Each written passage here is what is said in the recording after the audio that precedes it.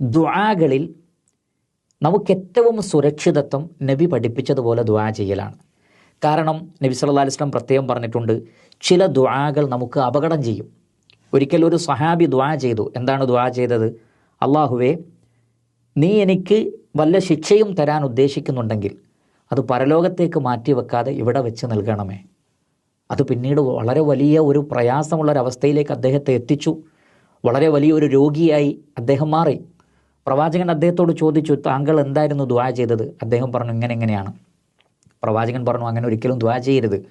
മറിച്ച് ഈ ലോകത്തും പരലോകത്തും ഹൈറേ ചോദിക്കാവൂ. റബ്ബന ആതിനാ ഫിദ്ദുനിയ ഹസന വഫിൽ ആഖിറതി ഹസനത്തൻ വഖിനാ അദാബന്നാർ.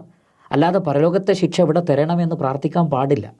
അപ്പോൾ നോക്കൂ നിങ്ങൾ, അദ്ദേഹത്തിൻ്റെ ഒരു ശ്രദ്ധക്കുറവ് കൊണ്ട് വലിയൊരു പരീക്ഷണമാണ് ഉണ്ടായത്. അപ്പോൾ പ്രാർത്ഥിക്കുമ്പോൾ നമ്മൾ ശ്രദ്ധിക്കണം.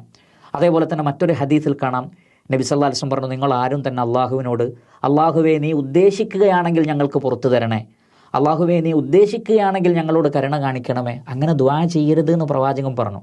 മറിച്ച് നീ ഉദ്ദേശിക്കുകയാണെങ്കിൽ എന്നല്ല, മറിച്ച് അള്ളാഹുവേ നീ പുറത്തു തരണമേ, എന്നോട് കരുണ കാണിക്കണമേ, അത് കിട്ടണമെന്ന യഖീനിൽ തന്നെ ചോദിക്കണം.